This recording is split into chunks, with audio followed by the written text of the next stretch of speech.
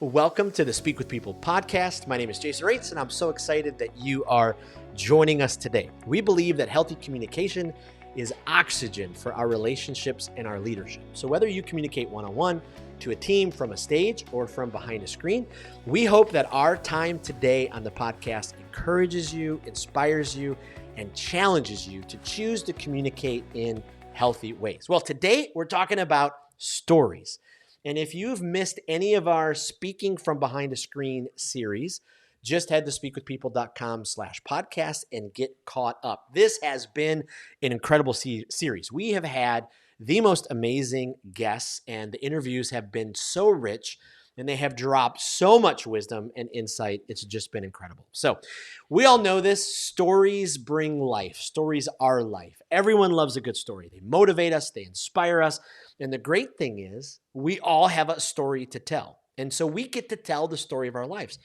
But how do we tell that story? And more specifically, how do we tell that story in 2023 and tell it online?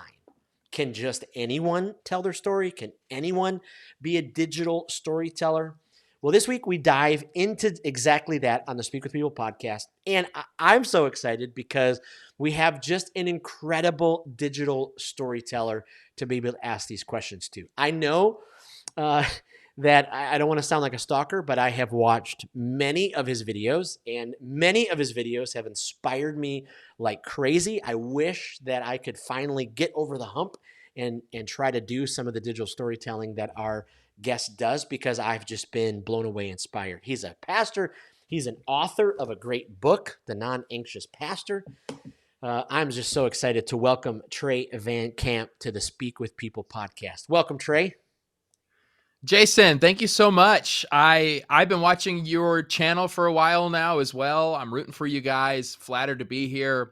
And if you can give that kind of intro before I walk into every room, I would appreciate that. You know, I'm feeling good about my life right now. So I'm Perfect.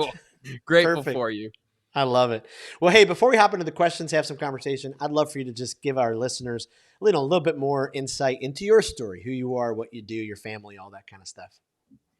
Yeah, I appreciate that. Yeah, so I born and raised here in Arizona. So I'm in Queen Creek, Arizona, which is the East Valley of Phoenix. And this is where we started our church 7 years ago, which is insane to say out loud. It's been 7 years. But I married my high school sweetheart, Jordan. And so actually this next month, June 1st, is our 10-year anniversary. So we've been together 10 years strong. Congrats. In a row. And thank you. Appreciate that. And then we have 3 little girls, Faith, Selah, and Trinity, and so 8, 6, and 5. So we have a full house. I am the last man standing, to the glory of God. Even our dog is a girl, so here we are. Oh, wow. But I love it. I love it so much. And so 7 years ago we started a church. I'm 4th generation pastor, and really felt called to plant a church, even though I grew up a church planter's kid. When I was 12, my father planted a church, and we went through a lot of heartache. And those first 6 years of me being still in the house before going off to college, I really got just a hold of the scriptures, and the scriptures got a hold of me. In junior high, I surrendered my life to the ministries. I didn't know what that meant, but I knew that my life needed to be used to communicate the gospel to the world. And really, 1 Kings 18 was the passage that I read that a preacher was preaching. And this idea of someone standing up, even though it feels like you're alone. Meanwhile, you remember that story? There's hundreds of people who still believe in Yahweh, but you stand up and go toe to toe and declare the glory of God and have God show up in a powerful way. Just really felt called in that text to do that for my generation. I don't know what that fully looks like, but it looks more and more like, there's a lot of people kind of hiding from their Christian faith today. So trying to find a way to share that with full of love and full of grace and full of truth. So 6 years ago, I started documenting my journey of being a church planter, new husband, father. 6 years ago now, last January, and been a big part of my story. And I assume it's why I'm here today. So I'm excited to talk about that part of my life. I love it. It's been, I know it's probably been difficult, to document all of that. I know it's probably been so fulfilling at times. What really did get you over the hump to start doing that? Yeah, a big part of my story is I never watched YouTube. I'm a big productivity guy. I never played. I have never. I guess that's not true, but I was about to say I've never owned a video game console, so I've never played video games at my own house. I just go to other friends, and eventually, you play a little bit. But so I Yep. just have always been outside. I'm a sports guy, so never really been tied to my phone. And so even in college, everybody talked about YouTube, and I just was like, that's not for me. I'm not interested at all. But I've always loved movies. I've always loved stories. I've always loved books, that kind of Hmm. thing. But 6 years ago, actually, I was on Facebook. Sorry, 7 years ago, maybe then. I was on Facebook and I saw an ad. It's a long route, but I saw an ad from Gary Vee of all people. I'm assuming you've heard of Gary Oh Vee, yeah. and there was something that grabbed my attention, so I clicked, and his most recent video at that time was an interview with Casey Neistat. And so I was like, who's this Casey Neistat guy? And it's funny because Casey's way more popular than Gary Vee. So it's funny how Gary Vee was the one who introduced me to Casey. But I watched some of his videos. I had never heard of the medium of vlogging, had no idea people were using YouTube like this. And I have a background with my dad being a church planter. I just love to create. So I would make videos for them, but I was always behind the camera. Hmm. But I want to speak for a living. So I was like, wait a minute, I can actually be in front of the camera too, and then edit it on the back end. So it blew me away. So within a month of me finding out that this was a thing, I looked on Craigslist, bought a used Sony A6300, just used the in-camera mic, pressed record, and uploaded the next week, and the rest is history. I've just been for about a 4-year streak. I uploaded at least 3 videos per week. Life has hit Wow. me a lot since then. I would daily vlog all the time. Ask Dennis. It was crazy. I don't know why I did it. But I never really thought, like, I just had no issue pressing record. I had no issue pressing publish until recently. Now I think I've had that imposter syndrome and Mm. all those other things a lot of people deal with. I did not deal with in the first 4 years of making YouTube videos. Wow. Probably speaks more to my arrogance than anything. And so God has done a lot to humble me. Um, but yeah, I didn't know about it. I found out and just started doing it and just have learned a lot along the way. That's incredible. I remember watching one of your videos. You I think you were in a room, a restaurant with Casey. I'm trying to Uh-huh. remember. Yeah, yeah. I Yep. was like, oh my goodness, he's near Casey. Yeah, it was the coolest. I'll share this story real quick. The week before, my wife asked me, we're on a road trip to Disneyland. Disneyland's part of our life a lot. Oh yeah. And she said, if you were to meet one person in the world, who would it be? And I've had such a blessed life. I've met Michael Jordan, Kobe Bryant, Steve, like anybody in the NBA, the MLB. Like Wow. I've met a lot of pastors that I really respect and adore. And I was like, babe, this is really weird, but I would love to meet Casey Neistat. Like, she's like, really? Anybody in the world? And then I got a call from my friend who got invited to a Casey event, only 40 creators, and he was allowed to bring a +1. And he said, hey, you want to come? You just have to find a way to buy a ticket to New York. Samsung will pay for your hotel, for the Get out. food, for everything else. Just get there. And so I made a YouTube video, said, hey guys, I have an opportunity. I need $600. And I raised it within like 2 hours on my channel. And yeah, one of my favorite stories of my life. It was unbelievable. Wow. Within 1 week, I was shaking his hand, and it was crazy. Unbelievable. I love it. I love it. We tried. Yeah. We were the stalker type once where we were at a family trip going through New York. And I actually I made my son stand outside his, his infamous office, Yes. and he Use the held a kid. sign, Casey, would you please? But we never Amazing. It did. didn't work. It didn't work. So Oh man, he was working. Too he was bad. doing it. Well, that's amazing. So you have, kind of, I mean, I have followed your journey just because I think you are, an incredible digital storyteller. The way that you're able to, Thank you. weave in themes and stories. And so we're in this series on the podcast called Speaking from Behind a Screen, because even if you're, a novice or you want to get better at telling stories online, so much of our communication is happening from behind screens nowadays. And so this series, we're trying to dive into how can, we just become a more effective one. And so today, especially this conversation about being a digital storyteller, I mean, stories are life. People are drawn to them. So how would you define, how would you say, okay, this is what digital storytelling is. This is what the digital storyteller is. Is it unique to different, other different storytelling methods? Yeah, I love that question. Yeah, so YouTube has really, Christian YouTube has really morphed into just being like a place where people, speak into cultural topics and, and just preach at people. And I love your tagline, speak with people, not at people. And Thanks. so to me, storytelling is speaking with people, bringing them along the journey. And so I kind of always said like digital storytelling to me, I really take a lot of cues from King David, because what's Mm, wonderful about King David in the scriptures is both his journey and his journal, mm, right? So his journey is recorded in First Samuel, Second Samuel, right? First, Second Kings. You see a lot of his story, his journey, but then we have his journal in the book of Psalms. To me, a wonderful story on digital storytelling is both showing the journey and interposing with the journal my own reflections of that moment, how I'm dealing with those things. And so digital storytelling is a beautiful way because you can like record the B-roll. You can show the moment that you're talking about. right. Um, and so it's just such a powerful medium to meet people where they're at. I know Andrew Peterson, he's like a musician. He's written a lot of books. I've really picked up on him recently. And he had this line where he said, if you want people to know the truth, how did he say it? If you want people to know the truth, just tell them the truth. But if you want them to love the truth, then tell them a story. Oh, And so that's really the idea of the story of my life is my medium that I use online.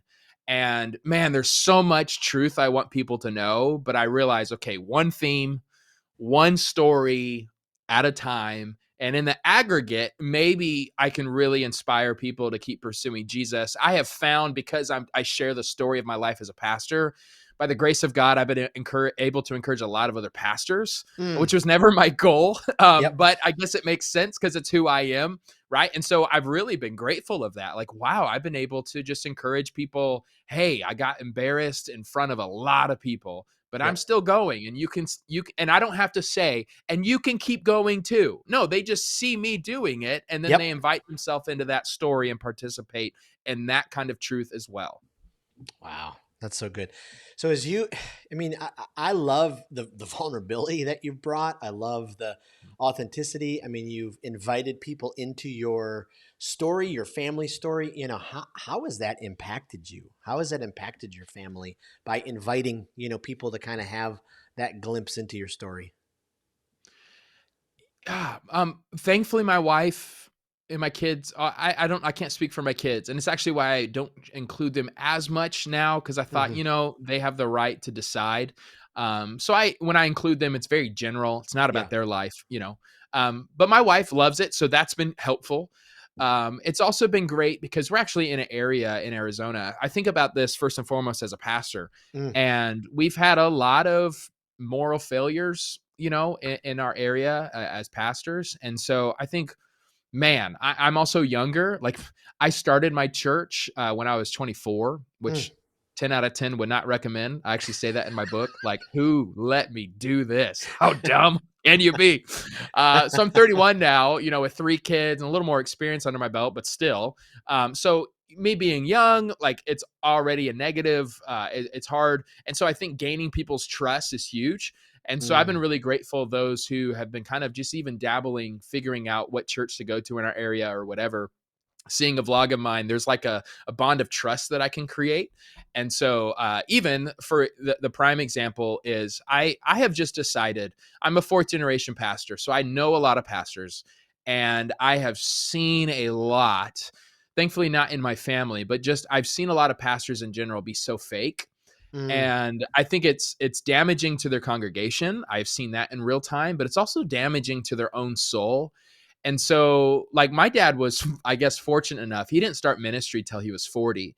oh I wow. started technically when I was 16. I'm like, I got to do this in a way that when I'm 65, I still love it. Mm, And so I just want to be genuine in what I do. And if that means it's going to hurt me along the way, I'll take that because I want to sleep well at night. yep. I want to feel like I just really am who I am. Now I've had to learn the difference between like being vulnerable and transparent. So like I think I could be vulnerable with everyone, but there are certain things I'm just not going to be transparent with everyone because there's Yeah. certain things you don't need to know, right? Like so figuring that out has been hard for me. So I overshare.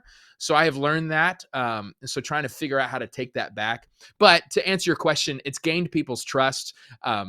The prime example I was going to refer to is 1 year ago, we almost moved to California. It's a long story that's on my channel, but I was out of nowhere. I wasn't asking for it, but it looked like I was going to be taking a job in California at a really large church that was debt free, that was really set up to really help start new church plants. And so Mm. I did not want to do it. And eventually I was like, okay, I'm going to have to be obedient. Let me walk through the door. And we got all the way up to the very end. And before it became official, I told my church, I said, hey guys, here's what's going on. Next week, I'm preaching in view of a call. It's not official yet, but you need to know where we're at, because I don't want you to find out any other way except through me. Here's what's going on.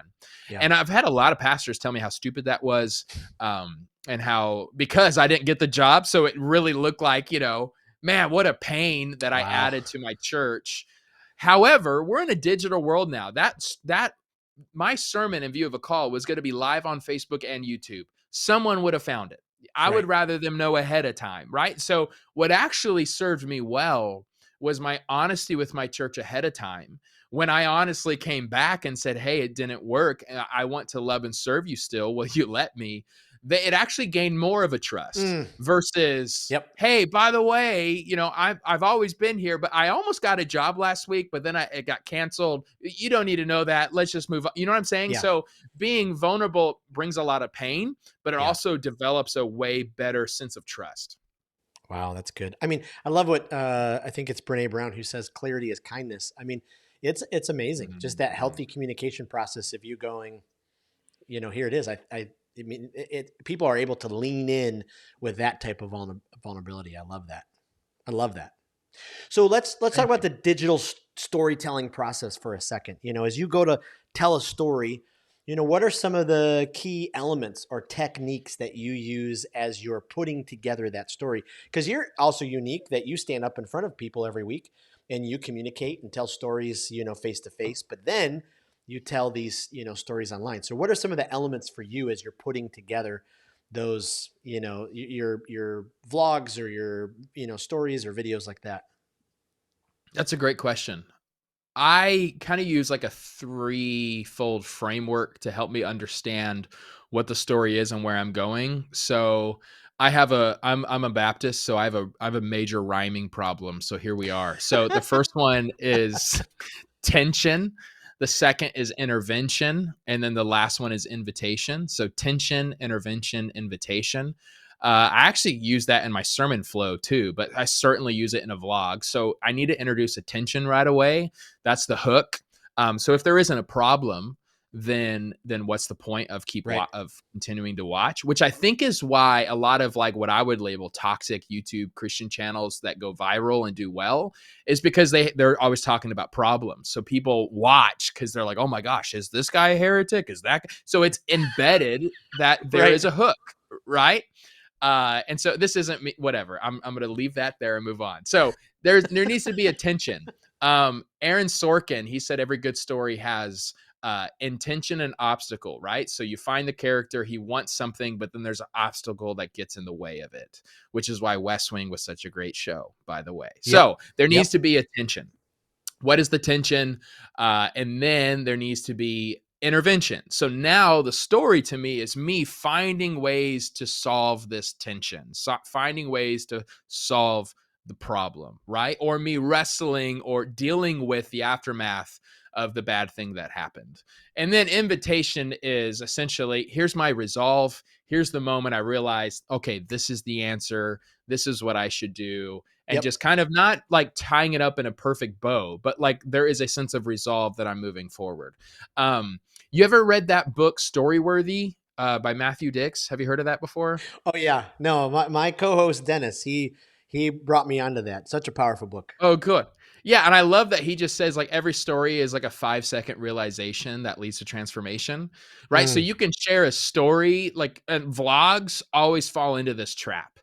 I can share a story. Let me think of something that I've done recently.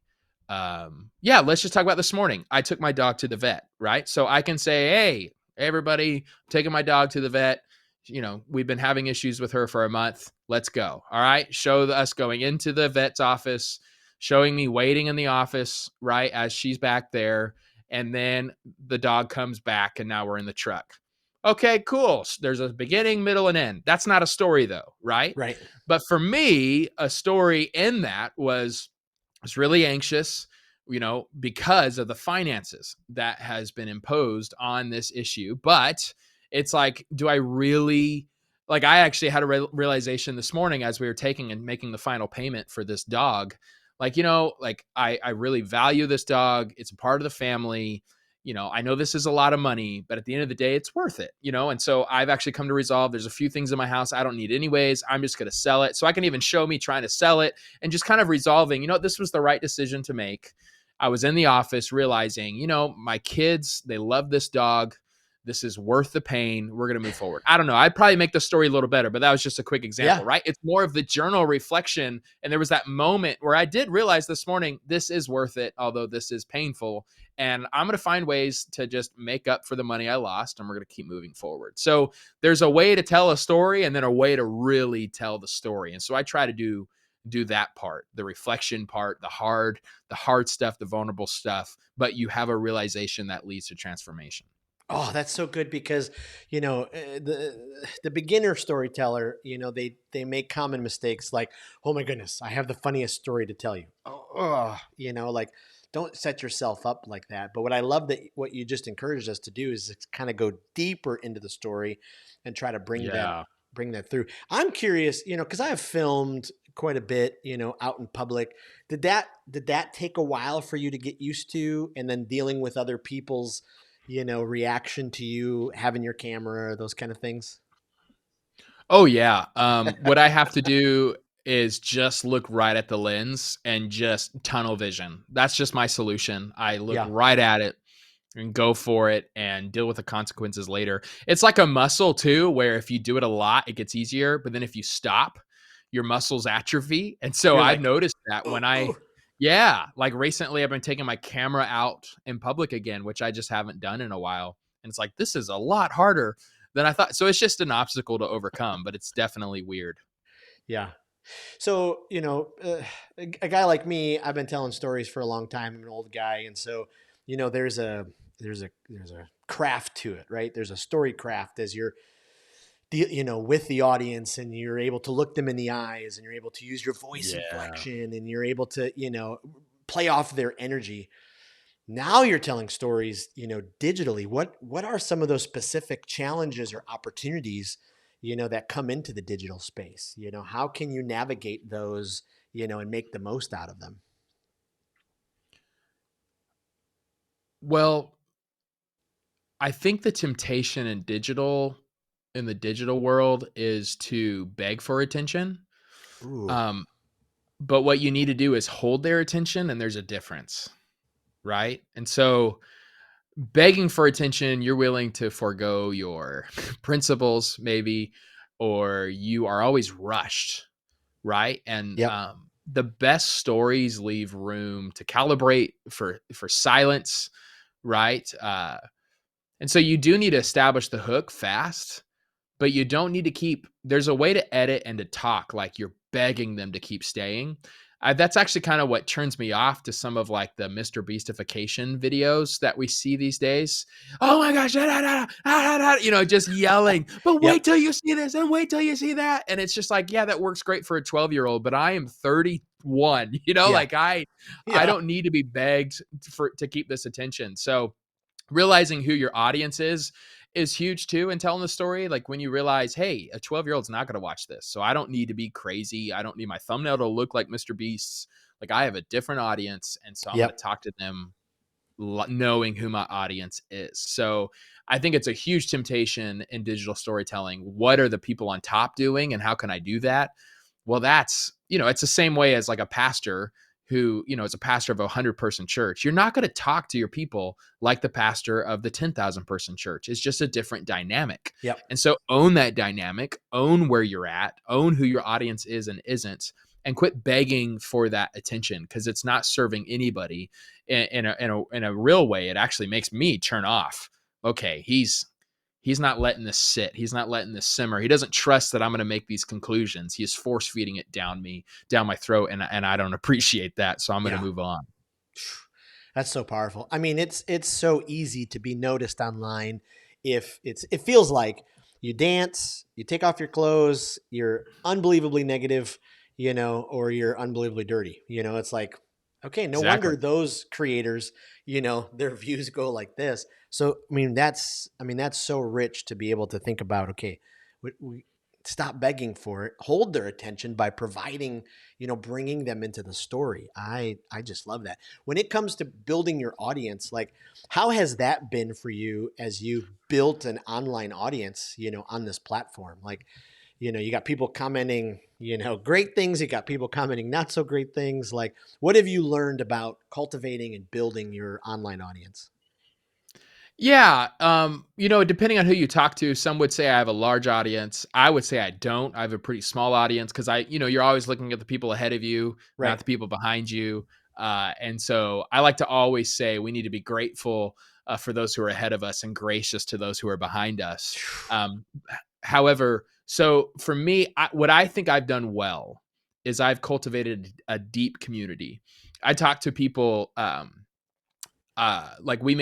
made the effort of making extra Facebook groups, making a course for pastors who want to do this as well. And we do Zoom calls. Like I have a Patreon, which the last year, because of that California thing, I honestly, and writing a book, it just took a lot out of me. So Mm, I really, this last year didn't cultivate that community. I just didn't have the energy in me to do it. And so I'm really grateful because I feel like there's a new day full of new mercies for me in this season. And so kind of recalibrating that calendar. We're Zoom calling every Monday again, and also those sorts of things. But that takes a lot of work. But I think it takes a lot of clarity, right? Like, what is my channel for, and what is it not for? Who am I talking to? Who am I not talking to? But yeah, taking that time to answer, reply to every comment. By the grace of God, because I've done ministry long enough in person, when people make negative comments about me online, I legit don't lose an ounce of sleep. It doesn't bother yeah. me at all. If anything, I find the humor in it.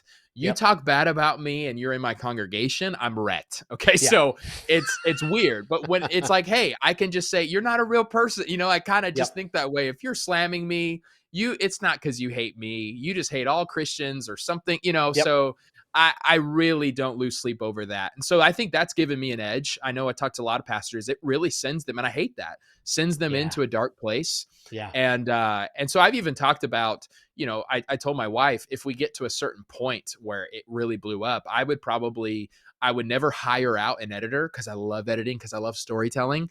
But Yep. I would hire out the admin. Hey, you upload it, you comment and reply. I don't want to know the toxic stuff happening.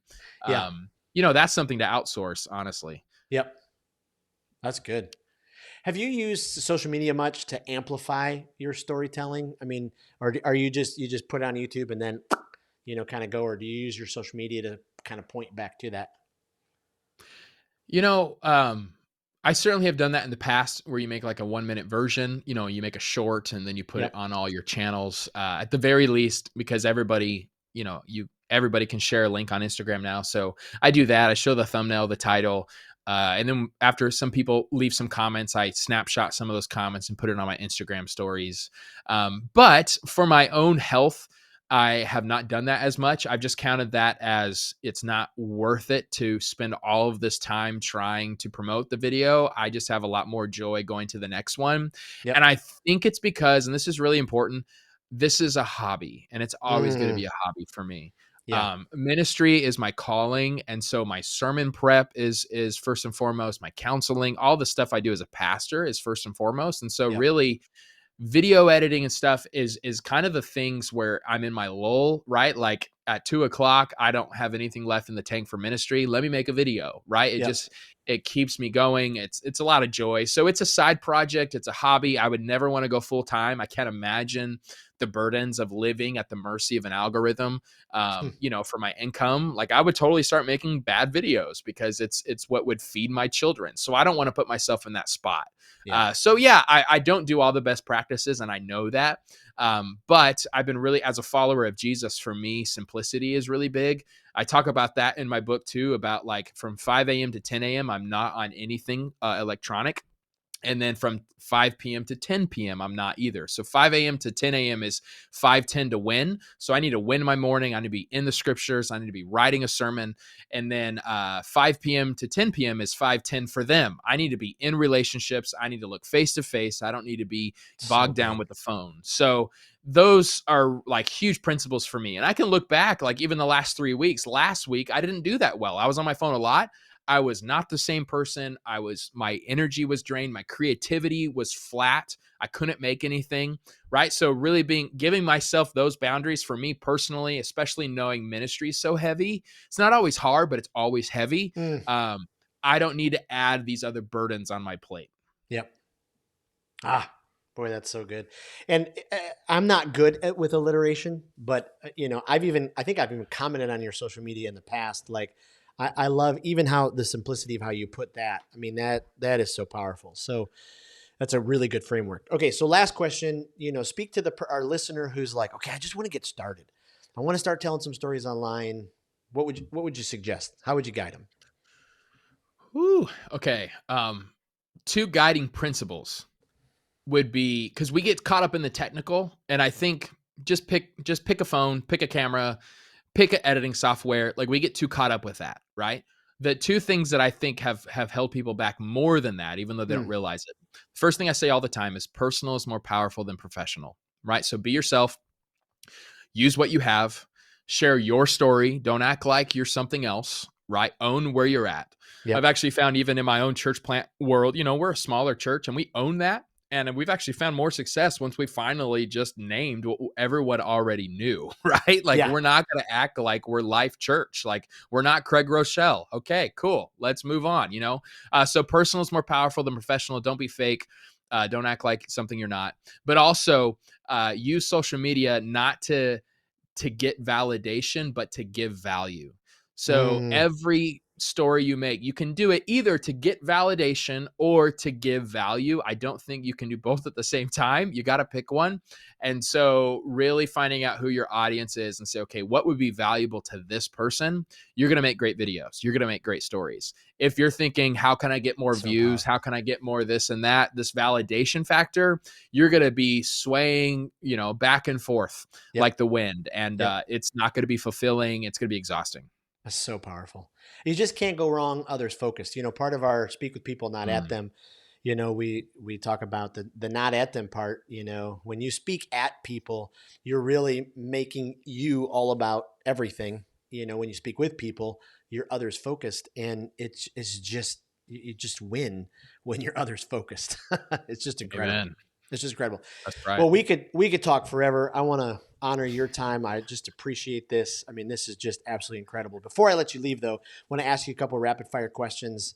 Our listeners Do can it. kind of keep getting to know you. Do you have a favorite, digital storyteller, or a favorite YouTuber, or a favorite, online entrepreneur that way that you're just kind of your go-to? You love to watch and be a part of their community. I know this is rapid fire. I have a long answer. I'll make it short. The quick one is Casey Neistat. He's always been my inspiration. But like someone that I really appreciate, but it's not digital per se. This kind of out of left field, but is Quentin Tarantino. Because hear me out. Uh, I don't appreciate his violence or language or any of that. It's more of his interviews about his Mm, process of making movies. He's a gatherer of information, and he loves to learn from everybody, and then he makes his own version of it. And I love to think that that's what I am. First and foremost, even as a preacher, I'm an editor. So I gather things and then I cut it out and I try to make it clear. So I'm very much influenced by everyone around me, and I use that as a part of my storytelling. So I love to learn that's from everyone, and so good. Tarantino does a great job of that. I love that. I love that. Is there a podcast, either for your growth or for guilty pleasure that you enjoy one way or the other?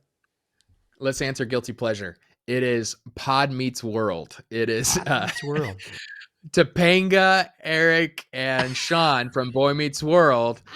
Review all of the episodes. I am in. I haven't missed a single episode. I Come think Boy Meets on. World is the greatest show of all time. It's So Pod Meets awesome. World, my brother. I love that one. That's probably the best answer we've got so far to that Yeah, it's question. pathetic. I love that. Hmm. I know you know a little bit about Disney. um, Oh man, and this yes. could be its own, series of podcasts, but is there one pro tip, you would give? The easiest one is rope drop. You better get there first, Mm, and you do the biggest rides first. The rest of your day is going to be amazing. So get up early, don't be late, and you won't regret it. You can take a nap in the middle of the day. It doesn't yep. matter, but get there at opening.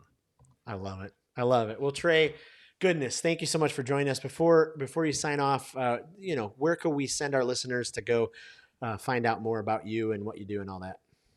Yeah, the best one-stop shop is just my personal website. So it's treyvancamp.com. There you can see my YouTube channel, the book I wrote, any other kind of ventures that I'm doing, my church, all that kind of stuff. So just treyvancamp.com, like you're camping in a van, Van Camp. I love it. I love it. Well, thank you again for being on the Speak with People podcast. And thank you to our listeners for being a part of the Speak with People podcast.